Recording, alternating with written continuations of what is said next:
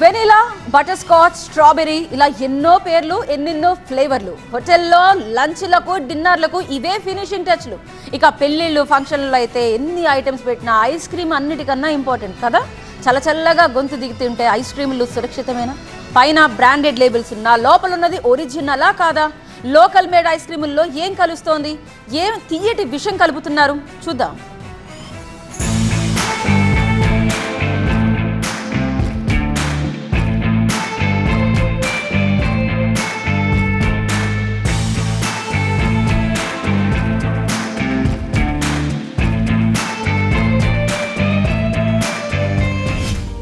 నోరూరించే క్రీములు,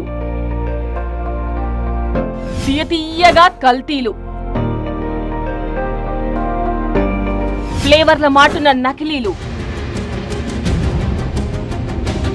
టేస్ట్ అదుర్స్, క్వాలిటీ బెదుర్స్.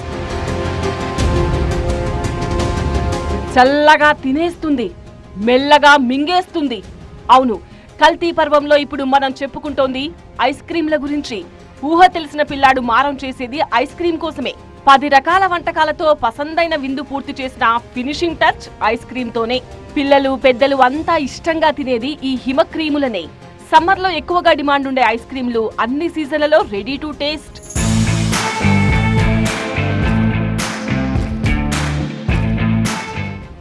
వేడిగా తినేదే విషాహారమైపోతుంటే చల్లగా ఉండే ఐస్ క్రీంలు ఇంకెంత ప్రమాదకరం. బ్రాండెడ్, ప్యాక్డ్ ఐస్ క్రీంల సంగతి కాసేపు పక్కన పెడితే, మార్కెట్లో నోరూరించే ఐస్ క్రీముల్లో తీయటి విషం దాగుందని ఎందరికి తెలుసు? చల్లగా గొంతులోంచి జారాక కడుపులో ఎంత గడబిడ చేస్తుందో తెలుసుకుంటే ఐస్ క్రీమా అమ్మో అంటారేమో. తెల్లనివన్నీ పాలు కావు, అలాగని కాకుండా పోవు.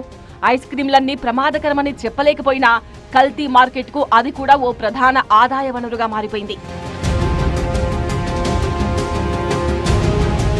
పచ్చనోటునే అచ్చుగుద్దినట్టు దించే వాళ్లకు బ్రాండెడ్ ఐస్ క్రీంల ప్యాకింగో లెక్క. అది కూడా జరుగుతోంది కొన్ని చోట్ల. అన్నీ చల్లగానే ఉంటాయి, అన్నీ తీయగానే ఉంటాయి, పైగా కోరుకున్న ఫ్లేవర్. ఈ మధ్య ఫ్రూట్ ఫ్లేవర్స్ కూడా వచ్చేసాయి. కానీ సమస్యల్లా ఏది సురక్షితం, ఏది ప్రమాదకరం అన్నదే.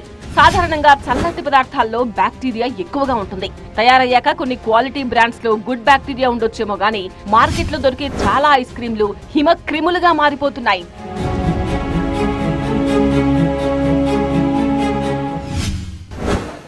ఎక్కువ ఐస్ క్రీమ్ రోజు తినే అలవాటు ఉండే పిల్లల్లోని బ్రెయిన్లో గ్లూకోజ్ లెవెల్స్ ఎక్కువ అయ్యి హైపర్ యాక్టివ్గా ఉండడము, పిల్లలు ఒబేసిటీ రావడము అలాంటివి జరుగుతాయి. అదే కలుషితమైన వాటర్ కానీ వాడే విధానంలోని కలుషితం ఉన్నట్లయితే థ్రోట్ ఇన్ఫెక్షన్స్ వచ్చే అవకాశాలు ఉన్నాయి. అదే ఇంటెస్టైన్స్కి వచ్చేసరికి ఎమోషన్స్, వామిటింగ్స్ అవి చాలా సిక్ అయ్యే పరిస్థితులు కూడా ఉంటాయి. మెయిన్గా పిల్లల్లోని ఈ ఐస్ క్రీమ్స్ తినే అలవాటు అనేది చాలా తగ్గించాలి. ఎగ్స్ వాడుతూ ఉంటారు, మిల్క్ వాడుతూ ఉంటారు. అందులో ఉండే బ్యాక్టీరియా సాల్మొనెల్లా, ఈకోలై అనే బ్యాక్టీరియా పెరుగుతూ ఉంటుంది. సునాయాసంగా తయారు కావాలి. బ్రాండెడ్ ప్రోడక్ట్ రేట్లతో పోలిస్తే చీప్ గా ఇవ్వగలగాలి. ఇదే డూప్లికేట్ గాళ్ల మార్కెటింగ్ సీక్రెట్. ఐస్ క్రీమ్ దేముంది, సింపుల్ గా తయారు చేసేయచ్చు. లోకల్ ఐస్ క్రీమ్ కు కూడా బ్రాండెడ్ కంపెనీల లేబుల్స్ పెట్టి అమ్మేసుకోవచ్చు. సేల్స్ ఎలాగంటారా? రోజు ఎక్కడో చోట పెళ్లిలు, పేరెంటాలు, బర్త్డే ఫంక్షన్స్ అలాంటివి జరుగుతూనే ఉంటాయి కదా. రేటు తక్కువ అంటే ఎవరైనా వెతుక్కుంటూ వచ్చేయరు.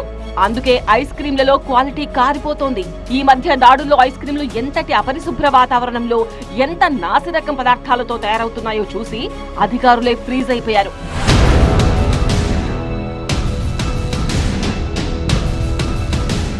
చెత్తా చెదారం మధ్య విషపూరిత రసాయనాలు, హానికరమైన రంగులు కలిపి ఐస్ క్రీంలు తయారు చేస్తున్నారు. తయారీ ప్రక్రియలో వివిధ దశల్లో హానికరమైన బ్యాక్టీరియాతో ఐస్ క్రీం కలుషితమవుతోంది. కలుషితమైన పచ్చిపాలు, అపరిశుభ్రమైన నీటితో బ్యాక్టీరియా చల్లగా సెటిల్ అయిపోతుంది. పరిసరాలు, పరికరాలు అపరిశుభ్రంగా ఉంటే ఐస్ క్రీం హానికరంగా మారుతుంది. రుచి కోసం, రంగు కోసం వాడే నాసిరకం పదార్థాలతో ఐస్ క్రీంలు కల్తీ అవుతున్నాయి. చల్లగా మన కడుపులోకి వెళ్లి ఆరోగ్య సమస్యలు సృష్టిస్తున్నాయి. చూడడానికి బాగుంటేట్టు కేక్స్, ఐసింగ్స్, దాని మీద బఫరింగ్ ఏజెంట్స్ అవన్నీ ఉంటాయి. ఎక్కువ మోతాదులో వాడటం వల్ల అప్పుడు ప్రాబ్లం వస్తుంది. పేగు సంబంధించిన జబ్బులు ఎక్కువ వస్తున్నాయి. అల్సరేటివ్ కొలైటిస్ అని, క్రాన్స్ డిసీజ్ అని, ఇన్ఫ్లమేటివ్ బౌల్ డిసీజ్ అంటారు దీన్ని. ఇదేంటంటే ఒక్కసారి జబ్బు వచ్చిందంటే లైఫ్ లాంగ్ కూడా వాడు మందులు వాడాల్సిందే. ఐస్ క్రీం తయారీకి కొవ్వు లేని పాల ఘన పదార్థాలు అంటే లాక్టోస్, కాసిన్, మినరల్స్, విటమిన్లు, ఎంజైమ్లతో పాటు స్వీట్నర్, స్టెబిలైజర్లు, ఎమెల్సిఫైయర్లు, నీరు, రుచులు, రంగులు, ఫ్రూట్స్ వాడుతుంటారు. హైజీనిక్ ప్రదేశాల్లో తయారయ్యే బ్రాండెడ్ ఐస్ క్రీమ్ లో ఇవన్నీ అవసరమైన మోతాదులో ఉంటాయేమో, కానీ లోకల్ మేడ్ ఐస్ క్రీమ్ తీయగా చల్లగా ఉంటే చాలు. అందులో ఏం కలుసున్నా కరిగిపోతుంది. తినేటప్పుడు బానే ఉంటుంది, ఇంకోటి లాగిద్దాంలే అనిపిస్తుంది, కానీ తర్వాతే కడుపులో కథాకళి మొదలవుతుంది. విరేచనాలు, వాంతులు, చర్మంపై దద్దుర్లు, గ్యాస్ట్రోఎంటరైటిస్, టైఫాయిడ్ ఇలా ఏ రుగ్మతకైనా ఐస్ క్రీమ్ కారణం కావచ్చు. ఐస్ క్రీమ్ ఎక్కువ కాలం నిలవండిపోయి పాడైపోయినట్లయితే దానివల్ల అనేక రకాలైన హెల్త్ సమస్యలు వచ్చే అవకాశం ఉంటుంది. లో టెంపరేచర్స్లో ఉంటుందో ఆ లో టెంపరేచర్స్లో కూడా లిస్టీరియా మనగలుగుతుంది. అందుకని లిస్టీరియా ఇన్ఫెక్షన్స్ ఐస్ క్రీమ్స్తో, పాడైపోయిన ఐస్ క్రీమ్స్లో చాలా ఎక్కువ ఉండే అవకాశం ఉంటుంది. దానివల్ల ప్రమాదం కూడా చాలా ఎక్కువగా ఉంటుంది. లిస్టీరియా కాకుండా రెండోది సాల్మొనెల్లా ఇన్ఫెక్షన్స్. సాల్మొనెల్లా ఇన్ఫెక్షన్స్ కూడా చాలా కామన్గా వస్తాయి మనకి. టైఫాయిడ్ కలగజేసే ఆర్గనిజంని సాల్మొనెల్లా టైఫీ అని పిలుస్తారు. మూడోది ఈ కోలై అంటారు, ఎస్చెరిషియా కోలై అది ఈ కోలై అని అంటారు. ఇది చాలా కామన్గా ఉండే ప్యాథోజన్. దీనివల్ల గ్యాస్ట్రోఎంటరైటిస్ రావటం ఇలాంటి సమస్యలు వచ్చే అవకాశం ఉంది. పాలల్లో యూరియా కలిపేస్తున్నోళ్ళు ఐస్ క్రీముల్లో డిటర్జెంట్ కలపరన్న గ్యారంటీ ఏంటి? మనం తినే ఐస్ క్రీముల్లో అలాంటిదేమన్నా ఉందో లేదో చెక్ చేయడానికి ఒక చెంచా ఐస్ క్రీమ్ తీసుకుని దానిపై కొద్దిగా నిమ్మరసం పిండి చూడండి. నురుగు, బుడగలు వస్తే అది కల్తీ అయిందని ఈజీగా తెలిసిపోతుంది. మరేం చేస్తాం? ఏది తినాలన్నా, ఏది కొనాలన్నా ఇలాంటి పరీక్షలు చేయాల్సి వస్తున్న కల్తీ కాలం ఇది. ఐస్ క్రీముల్లో విషపూరిత రసాయనాలు వాడుతున్నట్టు ఇటీవలి దాడుల్లో వెలుగు చూసింది. రక్తనాళాలపై తీవ్ర ప్రభావం చూపే కెమికల్స్ వాడుతున్నట్టు గుర్తించారు. టేస్ట్ పెరగడానికి ప్రమాదకరమైన పౌడర్ను వాడేస్తున్నారు. తెలంగాణ రాష్ట్ర ప్రభుత్వం అయితే ఇప్పటివరకు మనకు 3 టాస్క్ ఫోర్స్ టీములు అయితే ఏర్పాటు చేయడం జరిగింది. ఇవన్నీ కూడా యాక్టివ్గానే పనిచేస్తున్నాయి. ఇది కొంతకాలం కనుక ఇలానే కొనసాగితే కనుక తప్పకుండా ఇప్పటికే ఫుడ్ బిజినెస్ ఆపరేటర్స్లో భయం మొదలైంది. వాళ్ళు కూడా కొంతవరకు వాళ్ళు చేస్తున్న వైలేషన్స్ కూడా రెక్టిఫై చేసుకుంటున్నారు. నామమాత్రపు అనుమతులతో కొందరు, అసలు ఎలాంటి అనుమతులు లేకుండానే మరికొందరు ఐస్ క్రీంలు తయారు చేస్తున్నారు. కల్తీలో కొత్త ట్రెండ్ సృష్టిస్తున్నారు ఇంకొందరు కేటుగాళ్లు.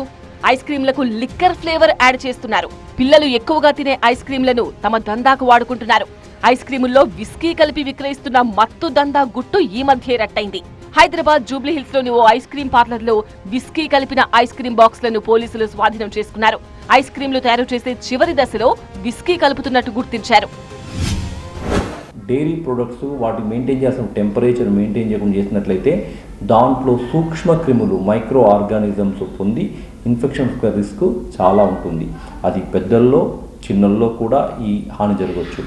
అయితే చిన్నపిల్లల్లో చాలా ఎక్కువ తీవ్రతంగా ఉండి వాళ్ళకి హాస్పిటల్ కూడా అడ్మిట్ కావాల్సినటువంటి పరిస్థితి ఉంటుంది. కాబట్టి ఐస్ క్రీములు కల్తీ అవ్వడం అటు పెద్దవారికి ఇటు చిన్నవారికి చాలా హానికరం.